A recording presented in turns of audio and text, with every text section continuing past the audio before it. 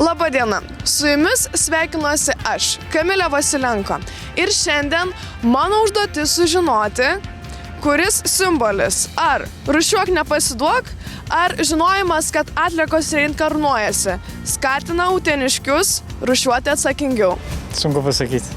Su kaubojom. Su kaubojom labiau. Taip. Supratau. Bet ir tai kažkokių spalvų reikėtų ryškumo, gal kokios raudonos, dar kažko tai tokio. Gal šitą geriau. Šitą, o kodėl, pavyzdžiui? Nu, man va šitas bažnyčia, čia kažkaip nesiderina, butelys ir bažnyčia. Šitą. Pati pirma. Taip. Kodėl pati pirma? Vėl reikia tausot gamtą. Aš gal pasirinkčiau rūšiuok nepasiduok. Kuris iš šitų dviejų simbolių skatintų jūs atsakingiau rūšiuoti? Kurį Pirmas. pasirinktumėt? Pirma? Pirma. Kodėl pirma? Patiko nuotrauka, paveiksliukas. Antra. Antra. Kodėl antra? Nežinau. Taip galvoju. Tiesiog labiau į akis tikriausiai krenta. Taip. Supratau. O jūs? Kažkodėl tai rūšiuoti ir nepasiduoti. Rūšiuoti ir nepasiduoti. O galbūt turit priežastį, kodėl? Nu, todėl, kad kiekvienas daiktas turi turėti savo vietą ir kiekviena šiukšlė turi būti prie šiukšlės, kai plastikas prie plastiko, geležis prie geležies, bet tiesiog turėtų būti tokia tvarka. Kągi, uteniškiai drąsesnių sprendimų nebijo, o kol laukiame naujų vėjų, kuriant vieningą atliekų tvarkymo sistemos komunikaciją, pasidžiaugkime tuo, kas jau nuveikta. Štai pavyzdžiui, Utenoje ką tik pradėjo veikti naujų telaičiai įrenginiai, į kuriuos atvyks gyventojų surinktos maisto ir žaliosios atliekos. Kaip tai seksis, matysim laikė. Aišku, parodys mūsų gyventojų pastangos. Mes Utenoje tai jau turime šios įrenginius pasistatę. Laukime, aiškiai, gyventojų atliekų. Rūšiuosime grinai maisto atliekas. Jas atskirai dar kartą išrūšiuosime, atskirsime kompostą ir kitas atliekas, kurios dar pūna.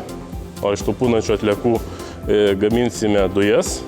Iš tų dujų gaminsime elektrą, taip patgi šilumą. Kaip gyventojams įdiegti tą norą rūšiuoti maisto atliekas? Sąmoningumas ateina su laiku, kaip ir viskas mūsų gyvenime. Pradedame rūšiuoti atskirai maisto atliekas. Jau tos kitos mišrios komunalinės atliekos taps švaresnės, bus galima daugiau ištraukti antrinių iš jų žaliavų, iš švaresnių žaliavų. Plius didelis dalykas irgi tai, kad atskirai išrūšiavus atliekas mes galime pamatyti patys, kiekgi to maisto per daug perkam, ar ne? Nes kartu dėdami į vieną maišą mišrių komunalinių atliekų mes to net nepastebim kartais. Bet kai jūs krausite didelį maišą grinai maisto atliekų, galbūt, kas kelintam tikrai, manau, kad toptels į galvą, kad reikėjo pirkti ne visą tą duonos kepaliuką, bet galbūt pusę jo, ar ne?